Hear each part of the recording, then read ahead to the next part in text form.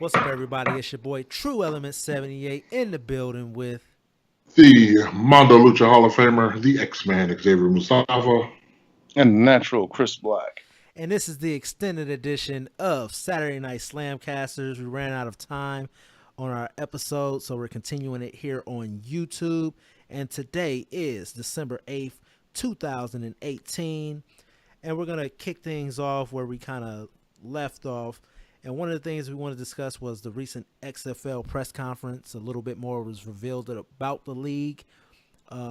We have the 8 cities that the XFL is going to be a part of and be playing in.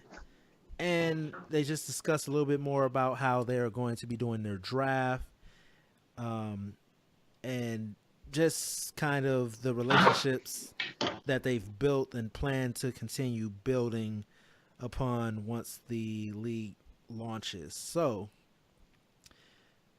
the in the spring or summer of 2019 is when the XFL is going to be having their first draft. They plan to have affordable seating and tickets for people.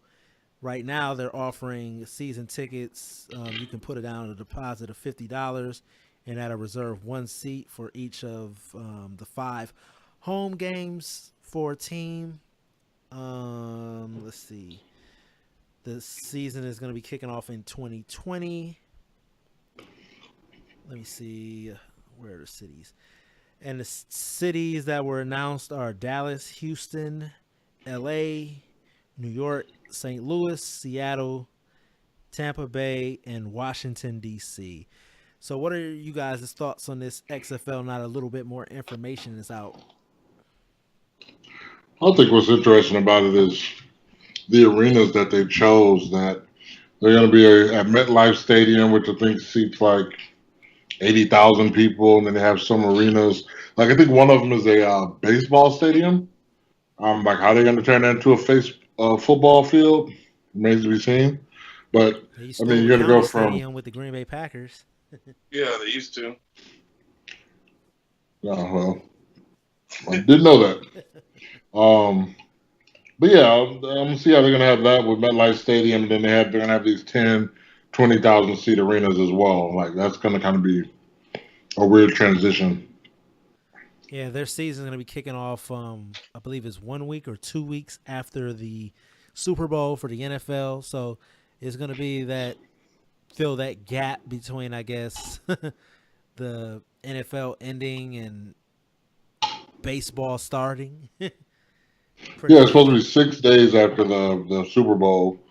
What I also found fascinating is they're gonna be in New York like in February. Like that's going to be ridiculously cold. Well, here's my question about the XFL. What is changed from the first time they tried this from now? Like, what do they plan on doing differently? Because I can't see anything happening but this flopping once again. Because it's ironic. It's ironic. We were just talking about how these smaller startup indie companies, how hard it's going to be to even compete with the WWE based on the factors that we brought up. How hard do you think it's going to be to start a whole football league? Like, don't you think that is one hell of a task? And I don't know why Vince McMahon or people who are his yes men. I don't even know why they're even entertaining this idea that this is going to be somewhat successful. I might be eating my words in a year or two, but I just think that this is just going to flop horribly again. Well, I think they have the benefit of failure since they've already did it. They know what works and what didn't. One of the things that Vince McMahon is going to take from his knowledge is the way, because I mean, you got to admit WWE as far as production, top line. And I was actually reading I was listening to a podcast actually. Was it this morning? This morning or yesterday? I can't remember. But the guy was basically saying that the NFL took a lot of notes from the XFL and changed a lot of the ways that they do their production.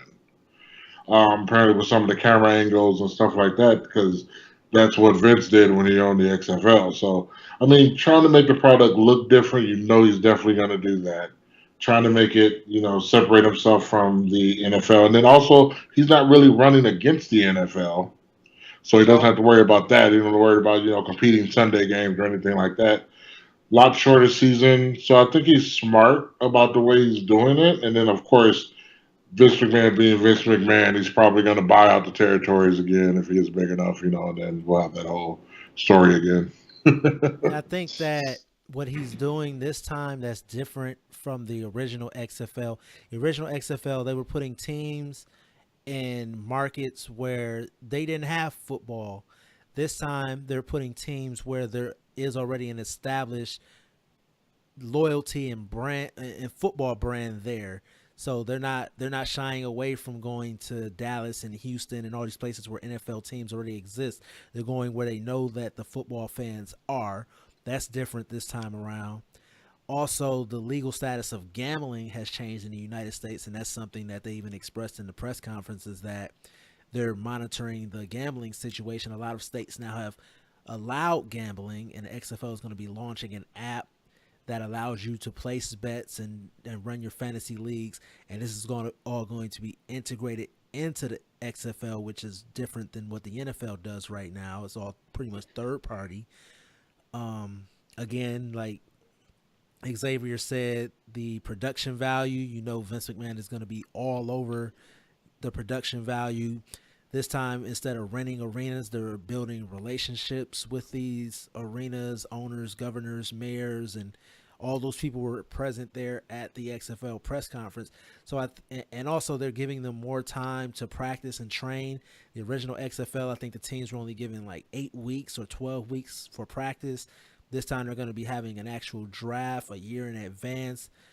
Well, not necessarily a year. It's going to be about 6 to 7 months prior to them taking the field for the first time. So it's going to be a lot more time for them to build team chemistry and different things like that. And also this time you're seeing that he's bringing in people who have been involved in NFL and sports in general, instead of just bringing in a couple of names from the football realm and then surrounding it still with wrestling. The original XFL made the promise of that there was going to be little interaction with WWE. There was going to be little crossover.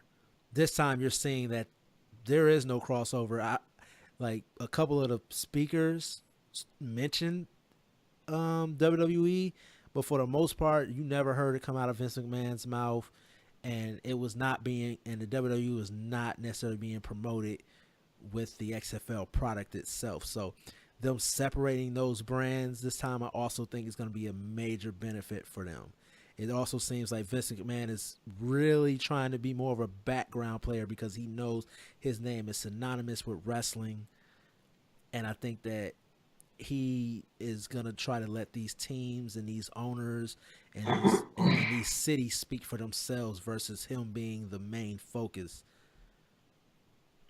Even though we know Vince McMahon, he's going to be all over everything. Being a perfectionist, they are, I don't say micromanage. Well, he's kind of a micromanager, but But this is something I was thinking about as you were going through that. How do you guys feel about the fact that you can bet on these games and the owner of the XFL is a known wrestling promoter where everything is fixed? You know what? That's my question about the fan bases. Who's really going to take the XFL seriously? I mean, you've already got people who think that sports in general is fixed. How are you not going to think that the XFL is not a work? How are Well, I you think not going to think that? well, I guess it'll come down to those first couple of games. And I think if they do everything 100% legit, they shouldn't have a problem. But if they try to do something that's, that's noticeable, then they're done. Like, just done dead in the water. Because real football fans don't play. And Yeah, I think there would be a lot of NFL watchers that are going to watch this because it's football and they love football. So they'll watch it, but as soon as they get presented with some bullshit, it's over. yeah. I think there's a couple of ways that you're not gonna be seeing a work done out there on that field every week, and I think that one of those is that all the players get paid the same amount. You are paid a bonus for winning the big game at the end of the season. So there is no incentive for you to throw games during the season because I'm pretty sure you can't bet on your own game that you're playing in. Um, the incentive is to try to get to that big game at the end of the season. So if you're a player in this league, your goal is to try to get that big payday at the end of the season and not let anybody cost you that. Now, let me ask you guys this: how do you guys feel about that? All the players getting paid exactly the same.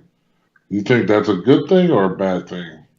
I kind of think it's a bad thing because I think everybody on the football team has different value, and there's bigger pieces of that puzzle that I think Let me should be let To me a let, paid let, let me accordingly. change that. I mean, I don't think every player is being paid the same. Every team is given the same salary cap. That's probably the better way to put it. Oh, gotcha. Mhm. Okay. Yeah, not every player is paid the same because the kicker is someone who can't be touched, so he shouldn't be making 50,000 a year if the quarterback is making 50,000 a year, or whatever Okay, they're I being forgot. paid in the league. So I think that it's every team has the same salary cap, and how they decide to disperse those funds is the same. But at the end of the year, that entire organization gets a major pay bonus for winning the big game. For making it to the big game, I believe you get money, and then for winning the entire thing, you also get money. I know that that's how it was in the original XFL. They mentioned it in the press conference that there's a bigger payday for you winning the big game. So I'm pretty sure that that's also in there. Yeah, that just kind of means that everyone's invested. Just because you've got you're sitting on a $2 million salary, to you it doesn't matter if you win or lose. But the guy that's making 70 grand a year, it might matter to him. So I think if the pay was similar, I'm not saying everyone should get paid the same, but if the whole team was just basically like we're all in this together, we win together, we lose together, we're all invested. Bad boy for I think life. that's yeah. I think that's the idea they're going for. They're not saying that we're just all these pushy. I mean, these cushy paid athletes Yeah. where we fight for our meals basically. I think that was the general idea when it first came out. They were saying how in some cases, you know how rumors go. I heard they were saying, "Oh yeah, we're not going to pay anybody until you know the end of the season or whatever." And I thought that was a little ridiculous, but Yeah. again, Well, rumors. well, that's how it is in certain industries too. I mean, like in the movie and TV industry, you don't get paid until your movie debuts, or you don't get paid until your show that you're in airs. Right. So it's kind of like you can do all the work, and at the end of the day, not get paid anything for it because your show got canceled or your movie went straight to DVD, or. Right. And But then But then you're also invested to help promote for that movie too. If you know you ain't gonna get paid until it gets released, and you get paid, a percentage, you're gonna do your best to help promote. right. And that's true. I also think something that's going to curb like cheating or fixing games is the fact that the first XFL failed pretty much because of the crossover with wrestling. There was a major pushback from the NFL, but it was also bad football. I don't think that this organization wants to be put in that category of bad football again. And if you're trying to fix games, what does that create? It creates bad football and unreasonable dropped balls and fumbles and turnovers and different things like that. The fans are going to turn it off, especially with these markets. Like I said, the markets they picked are people who know their football. They're not just, oh, we're happy to have a team. Like probably the only market that they picked out of all the places that they picked who are just going to be happy to have football back is St. Louis. But St. Louis was football fans. The only reason that they lost their team is because they refused to fold to the pressures of the owner of this privately owned team trying to force them to build a new stadium that they didn't want. So um, I think those two factors are going to really contribute to not having to worry about gambling on something that may not create any return for you or maybe fixed. So I'm not the biggest sports fan as far as football. Like I like football. I watch football. I do want to see the XFL succeed though, just because it's an alternative, and I actually liked a lot of the things that the XFL did. when it first started. A lot of people didn't necessarily like the way that they did first possession of the game, but I thought that it was really interesting despite the guy getting injured on the first play of the season. I hope they keep that same format where you got to run down that ball. And if you get there first, your team gets possession. I just like the competitive nature of what the XFL was originally trying to create. It was all about. It was supposed to be all about the athleticism, and it turns into something else. If this focuses on the athleticism and on the players, because like you said, some of the things the NFL stole from the XFL were the in huddle mics, the cameras that looked over the field. It made it more personal. It made it more about the players. They did player profiles. The NFL wasn't doing player profiles when before the XFL. They weren't doing in huddle, mic'd up huddles and different things like that. So it really got you into invested in the athletes. So if the play on the field matches up with the players themselves and everything comes together, I think that you have a real, not necessarily a threat to the NFL because they're working on two different wavelengths at different parts of the season, but you have a viable alternative here in the United States. Well, but again, you have the small startup company that is innovative that has these brand new ideas, but because they don't have the backing of the big company, they're going to flop, and all their innovative ideas are going to get absorbed by the big company, the Well, NFL. But well, I think but again, like I was saying, I think that is different from like what we were talking about when we were talking about indie promotions and the WWE gobbling up all of the talent and different things like that. This is going to be a league that's going to have contracts, of course. So they're probably not; these players aren't going to be able to just get gobbled up to the NFL after the first season of the XFL. You also aren't competing during the same season that the NFL is in play. During this time period, the only thing that is really going on in the world of sports is the NBA. I don't think hockey is going on at that time of the year yet. It, Baseball starting. baseball starts in April, yeah, and they're done with the XFL in May, Okay. so they won't have too much crossover there. right? Okay. So you pretty much got the NBA, and I think that it's and they'll have a little bit of going up against the NHL, but the NHL has its own niche of fans. It may be a little bit of crossover there for people who just like sports, but they're not necessarily going head to head with anyone besides the NBA. And again, a lot of people, most people I know who like the NBA don't really mess with football, and most people who I know like football don't really mess with the NBA. So the amount of fans that would turn from the XFL to the NBA and vice versa are going to be different. Whereas these other wrestling promotions are competing for, like we said, there's like 5 promotions right now who all have TV that's somewhat easily accessible, but they're constantly competing with different contracts expiring at different times of the year. That like all the different channels and places where they are available and they're not available, and the, I think the XFL is going to be a lot more viable because they're not in a situation where they are competing directly with the NFL. They have their own segment of the calendar marked off for them. They're not having to, oh, the NFL is on Sunday, so we got to run our games on Tuesdays because the NFL has Sunday, Monday, and Thursday blocked off. Like Ring of Honor has to compete with, oh, the WWE has a pay-per-view on Sunday, then they got Raw on Monday, then they got SmackDown on Tuesday, and now we got to compete with NXT on Wednesday and 205 on Wednesday, and now they're running this network special on Friday and Saturday, and our show airs on Saturday. Yeah, one thing I want to put my 2 cents on about this is, I mean, I know a lot of people that are big football fans, and from the point where the Super Bowl ends until the first kickoff of the preseason starts, they are fiending for football. They're like, "Oh my God, football is starting! I'm so happy." So, giving those guys these extra couple of months, I mean, even if the first season people watch it out of curiosity, I say, even again, if they don't present it as an afterthought, I think they'll be fine. Now, if the minute it's presented as an afterthought, or it's not up to the caliber that people expect it to be, then they're done. Stick a fork in them.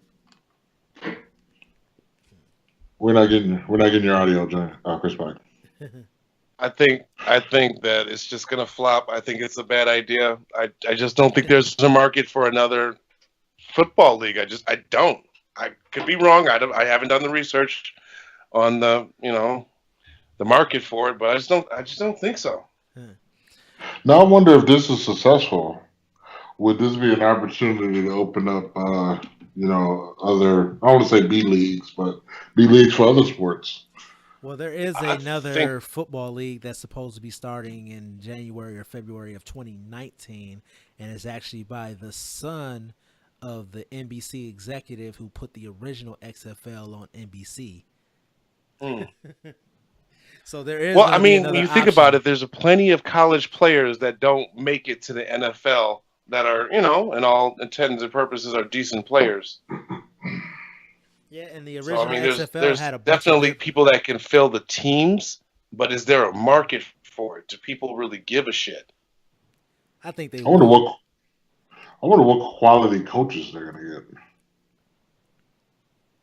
Uh, Again, we're stuck in the whole. to get. We're thinking again. We're thinking, okay, if it's not the NFL, where are they going to get like these these good coaches from? well, that's the And thing. A again, lot of it's the people. whole stigma. It's the stigma Well, of the small startup trying again, to move in on the established big well, company. again, it's also going back to what we were speaking about when we were talking about like the independence and that you don't have to go to the WWE. You don't have to go to the big fish in the. You don't got to go to the big pond to get a big fish or whatever. I don't know what type of analogy I'm trying to think of, but there are a lot of great coaches who are in the NCAA that refuse to go to the NFL because, and I'm pretty sure you guys can attest to this. Whereas you could go to the NFL, you could be a great coach in the NCAA, you could go to the NFL and you could lead your team to a Super Bowl, and those fans can love you, but they will never love you as much as that college team that you lead to a bowl championship are gonna love you because they they get to really see year after year how good of a coach you are and what you bring to that college.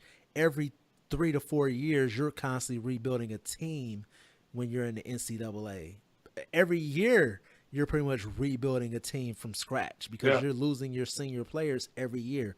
Versus an NFL team can have a dynasty because they could have players playing for them for 7 years straight true. or 8 years straight and just build on that. And then they all those fans are also far from that coach in the NFL. In NCAA, you're walking the same corridors and seeing your constituents or whatever, however you want to describe them, or fans every single day. You got to look these people in their face. Their family are coming to the practices and different things like that. So there's a different type of passion there, and that's one of the things the XFL also kind of stated is that they want to be there for the fans. They're going to be fan friendly, players signing autographs. Like they want to make people accessible. So again, so where are they going to get these coaches? I think they're going to get some of these NCAA coaches to come over, the ones that don't want to go to the NFL because they know that it, it's just a different environment that they don't may not feel comfortable with. Whereas the XFL, you can create your own glory. Well, I could say this, and I love my Packers, but Mike McCarthy's looking for a job right now. I just saw an article they're talking about not speaking about coaches, but they're already talking about Colin Kaepernick might be a option for the XFL, and I'm just like, okay, now this is even more seeming like a joke. Like it seems it's again, I don't know. Call me the negative Nancy, call me the just the negative thinker, but it just I don't see this being anything more than just a pet project of Vince McMahon's that he just doesn't want to let go. Well, look at it this way. from what they've said about Raw over the past 2 weeks is that Vince McMahon wrote those scripts in the 13th hour, 25th hour before Raw went on the air. So if he's going to be preoccupied with the XFL and we don't have to deal with Raws the way that Raws have been the past 2 weeks, hey, I'm all for the XFL, baby. Bring it on. Well, from what I understand is when they first made the big announcement about the XFL, I don't know who it was, but they went on record to say that Vince McMahon would be stepping down from, not like stepping down, like, to take care of the XFL stuff, because apparently when the original XFL, his attention was so split between the two that it did neither one of them any type of justice. So I think that would be a good time for Triple H to step up, and then that's when I think we're going to start seeing this transition of I don't want to say WWE to NXT, but I think we're going to start seeing some more NXT style bookings or show or whatever you want to call it out of it. So I'm excited for that part. And I'm also excited for the XFL period. I think it could be good and exciting. So I guess as Vince McMahon used to say on commentary, it remains to be seen. So something that we didn't mention on the main podcast, we did have 2 wrestler deaths this week. If you guys have any comments on them, we had the Dynamite Kid pass away, Tommy Billington, and then we also had Larry the Axe Henning pass away this past week. The Dynamite Kid was crazy because he passed away on his birthday, on his 60th birthday. 60th. Yeah, and Larry the Axe Henning was 82 years old. Most people know that as the dad of Kurt Hennig, and so. Any thoughts on those 2 passing? I feel bad because when I saw that Larry the X Henning had died, I'm thinking to myself, oh, I just kind of assumed that Mr. Perfect's dad had already passed. Just I don't know, just you don't hear much about wrestlers living really really long lives like that, but so I mean, I don't know. I wasn't a huge fan of his, but it's not like I hated him, so it's kind of indifferent about his death. Um, yeah, the other one, the Dynamite Kid. I know. I try to. With a lot of times, a lot of wrestlers, you gotta separate their personal, their personal person, and then their character, who they were in the ring or whatever. Dynamite Kid, I heard, this guy was an incredible athlete, incredible performer. Problem is, he wasn't exactly the best person in the world. So I don't know. I never met the guy. I don't know the guy. I'm gonna hear stories, but I don't know. I'm not one who gets all choked up over death to begin with. So I don't know. I'm not really affected by it. I mean, a loss is a loss, but again, it is what it is. Both of those ages, you lived a full life. I know the Dynamite Kid had an injury that took him out of the ring and everything, and dealing with that was very difficult for the majority of his life. So, when someone's been in pain for that long, I think passing sometimes can be a blessing.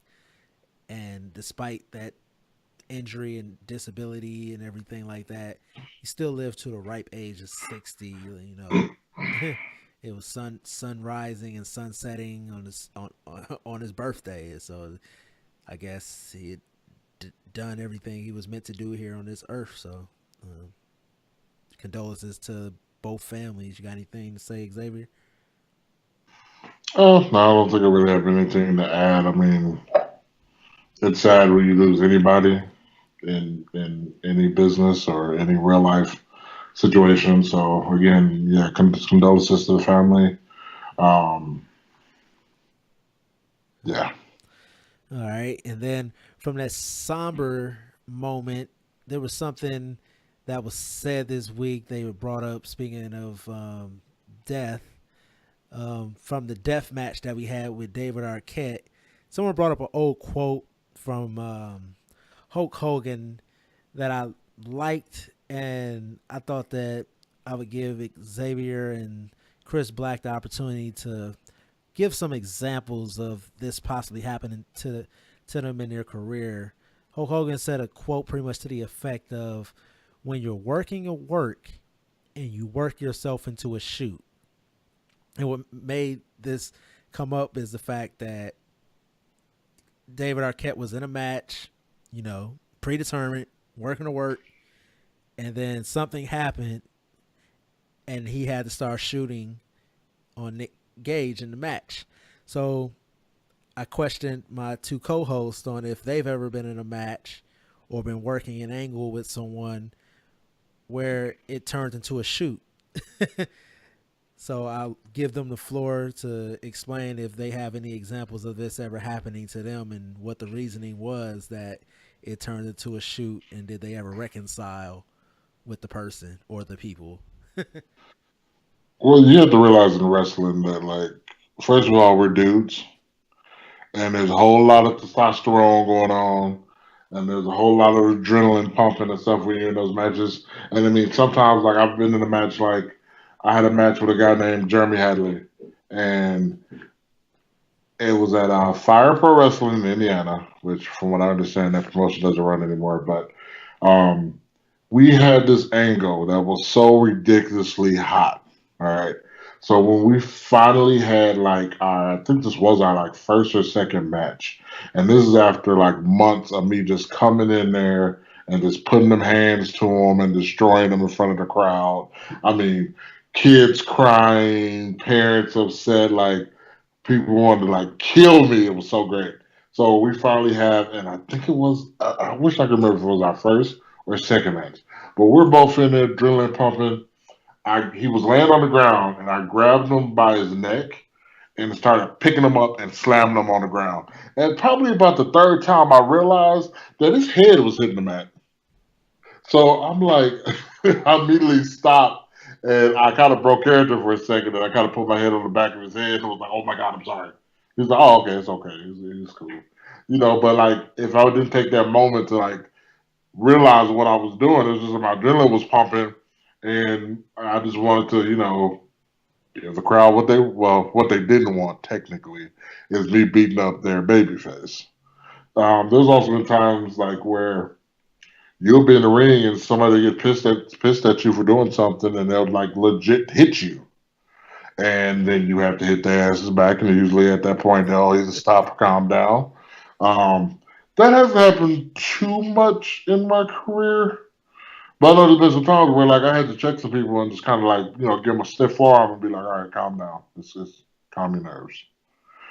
But it happens, like I said, with guys, testosterone, adrenaline, people watching, you being on the spotlight. Sometimes that's a recipe for disaster. Just like when that guy hit that other guy in that death match with a brick. Pretty sure there was a reason to hit him with that brick. Maybe he thought that brick was gonna get him, more over than he was. I don't know, but Well, he he just said the busted guy that hit dude's him with head a with a brick. chair, and he took exception to it.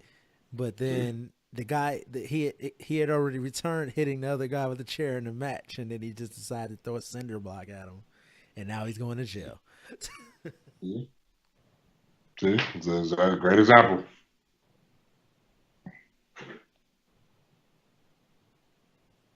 We lost And your audio, and CB, we cannot hear you. Oh well, he's having. Lord have mercy. there we I go. I mute it sometimes when I got a cough, but oh, what I was saying is I don't know, this the business is kind of funny. I have an experience that's kind of unlike Mustafa, where he's kind of like he got a little overzealous and he had to kind of pull back. My experience is a little different. I worked for Bruce City Wrestling. My first 2 years working with them, I lost every single match for 2 years. So when Frank finally decided to, give me a push that he felt that I was deserving, I had to wrestle a guy by the name of Harker Durg, and he's a guy who had a vampire gimmick, and it was around Halloween. And he told Frank that he did not want to lose. He said he doesn't lose around Halloween. So a guy like me, I took offense to that because I laid down for everyone. I did what I was told. The promoter said, "Hey, we got a guy coming in. Yeah, you're gonna lay down for him." Okay, and I did it. I didn't complain about it. So yeah, I kind of took that a little personally that this guy is like, "Oh well, no, I'm not gonna lay down for him." And originally Frank told me, "Look, this guy wants to is crying about having to lose to you. And he told me to give him the business, which, Mustafa, you know what that's code word for. And I wasn't going to do it. I really wasn't. But then he started dragging ass during the match. So even though I was a baby face, I kind of went heel on him and started not giving him much, cutting him off, chopping him. And then the finish of the match was a super kick right to the face. And I aimed for his face, for his jaw, hit him square in the jaw. He thanked me after the match, got dressed, and left. But from what I heard, he was complaining to everybody that that was the worst match he's ever had. And I'm thinking, well, of course, you got your ass whooped. So I'm not sorry for that.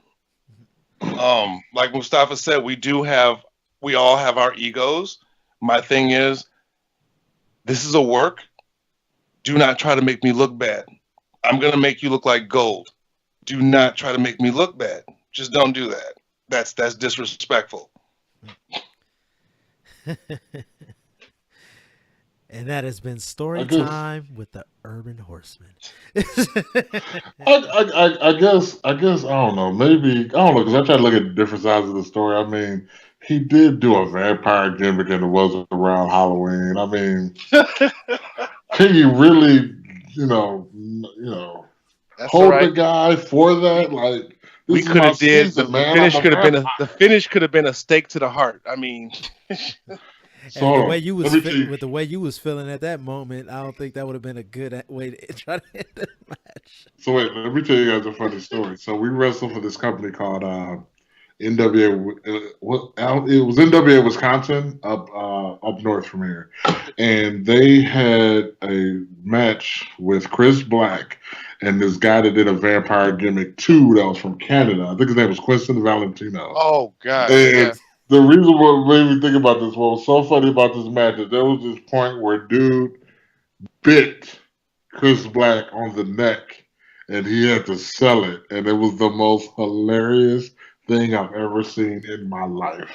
I wish there was a video recording Was it we the could just same upload. face from when you got your haircut in the The ring? things we used to do to try to get ourselves over. I mean, he sold it like $1 million. I'm not even gonna lie, but we was like, bro. I gotta sell this bite to the neck. That's hilarious. All right. And then one of the final things I wanted to touch on, and we'll just touch on the biggest trailer of the week that has dropped, which was the Avengers Endgame trailer. Before we get into that, I want to say I'm going to check out the new Spider-Man movie tomorrow, or well, later today, for Spider-Man Into the Spider-Verse. So on the next show, I'll be able to talk about that. I believe Xavier Mustafa is going to go also check that out when it drops. I know Creed 2 just dropped. Still trying to make plans on getting out to the movies. It's been very difficult with my day job. With that being said, we all saw the trailer. What are we thinking of this Avengers Endgame? I know they tried to throw everybody off the scent on the tagline for the movie, which turned out to be Endgame. So, what are your thoughts on it? I see CB shaking his head. Okay. Well, wait a minute, True. You said your day job. I thought you just strip in the evenings. I stopped stripping now. You can find me on eros.com and see if I'm verified. You gotta be verified as well. Oh, verified. Okay, well, okay. So I had said before in one of our previous podcasts that this is my attitude. I'm going towards the Avengers 4 movie. I'm not going to buy into any hype. They already have my money. They already have my attention. I already want to see the movie. The thing is with the Infinity War, I kind of obsessed over every trailer, every breakdown, every rumor, every anything and everything that talked about the movie. I was listening, I was watching.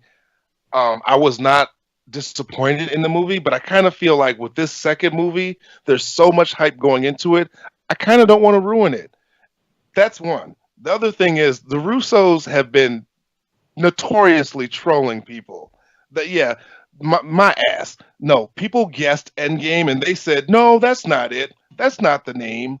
But again, they just they lied. I'm okay. I'm not gonna say they're lying. They're just being a little deceptive. Like when they did the trailer with the Hulk running for the original Infinity War. Guess what? That wasn't even in the movie. That wasn't even in the film. So I don't really trust any of these trailers. So I'm not gonna go off the deep end. But my overall impression of the trailer, meh. I wasn't that impressed. It didn't give away too much, which is a good thing. But at the same time, it's like, wow, there was so much hype waiting for this trailer, and that's it. So I don't know. I'm still excited for the movie, but I really could care less about the trailer, unfortunately.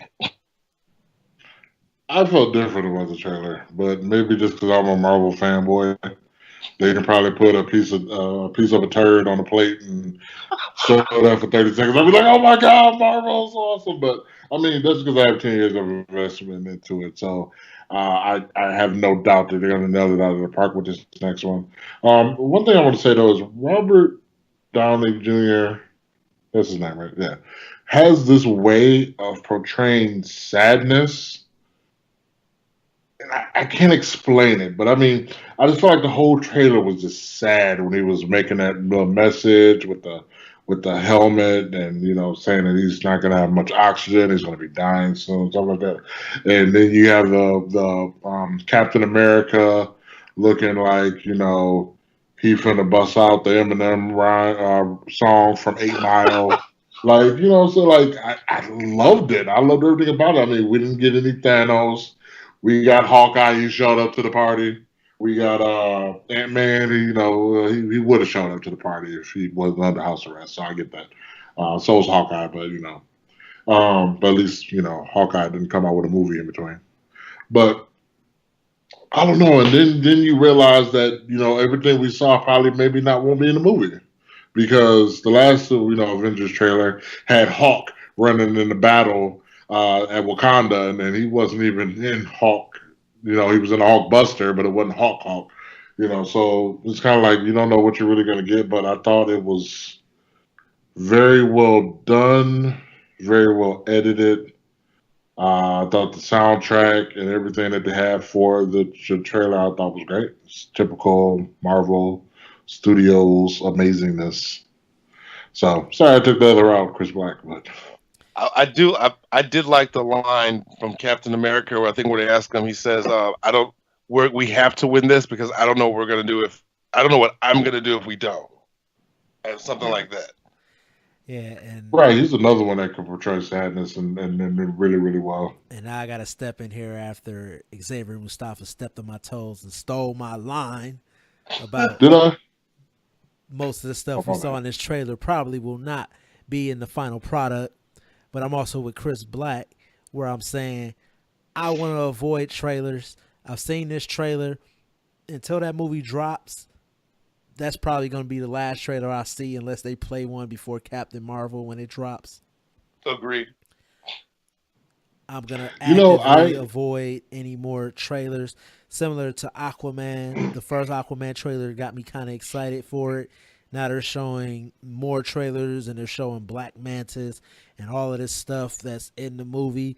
And now I'm not as hyped for it anymore because I know too much about the movie now. We already know it's a superhero movie, and we know that there was, I believe, the Aquaman movie takes place before Justice League, so we kind of have an idea of what happens. I'm pretty sure the good guy wins. Um, with this Avengers movie, you don't really know what's gonna happen, but it's a superhero movie, so you assume that I'm pretty sure that the heroes are gonna win. And I don't need to know anymore. They give us a brief shot of Thanos and Thanos' armor in the trailer. Um, did. Yeah, yeah, it's like a scarecrow. yeah, and they show like his hand. He's walking through a field, touching flowers and stuff. Um, that's pretty much all I need to see for this movie. I'm hyped for the movie, and in order to keep that hypeness and anticipation, like I said, I'm gonna avoid any more trailers. Another trailer that did drop, and this isn't a movie. We did get a trailer for this is a video game. I know that my co-hosts don't necessarily play too many video games, but we did finally get Ultimate Alliance, Marvel's Ultimate Alliance 3, dropping exclusively on the Nintendo Switch. I've never been a Nintendo fan, but I will be picking up a Nintendo Switch to play that game. I I thought you were talking about Mortal Kombat 11. Oh yeah, right. That Mortal Kombat oh yeah. is That Mortal like Kombat that's trailer little. was sick. Well, first of all, I'm like, is this legit footage from the game? Nah, Because if it Yeah. is, that's amazing. no, that's I not. doubt it, That's but not. But it's gonna be Is it. it It's the Walking Dead Mortal Kombat? Because why does they all look like zombies? Oh, you didn't play it. You didn't play XL or X. No. um, X looked pretty damn close to the cinematic trailer that they showed for that as well. Um, if that is how the next Mortal Kombat looks, that's going to be on the next gen console, but it's not going to be too far off. And yeah, that Mortal Kombat trailer was sick. But since we were talking about Marvel, I was just gonna mention that they did drop the Marvel Ultimate Alliance 3. We've been waiting about 8 years for this game to drop, so check that out if you haven't checked out that trailer. Other than that, I know I told you guys we're going to be dropping another YouTube video next weekend.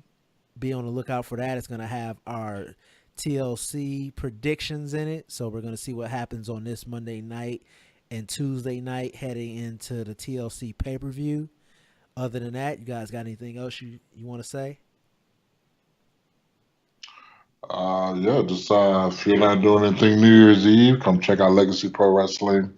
You can check us out on Facebook at facebook.com/Legacy Pro WI. We're back at Tanner Paul Hall on the 31st, celebrating New Year's with wrestling. And it's a fan appreciation night, so all tickets will be $10. Mustafa, let me ask for our extended listeners who can't make it to Milwaukee. What's Legacy doing as far as putting up footage on YouTube, or are they selling DVDs? Like, how are you guys? We are right now our director of cinematology, Mr. TC Washington, is working on that right now. So it's kind of like your Facebook page and Twitter page. It's under construction. Oh, okay. It's coming. Okay. Say no more. Say less. But anyways, this has been your boy True Element 78, along with Xavier Mustafa, CB Chris Black, The Natural, and this has been Saturday Night SlamCasters, your extended edition. We will see you guys in 2 weeks, and be on the lookout for our TLC predictions dropping next Saturday. I'm out. We're out. Holla at your boy. Peace. Come get slammed.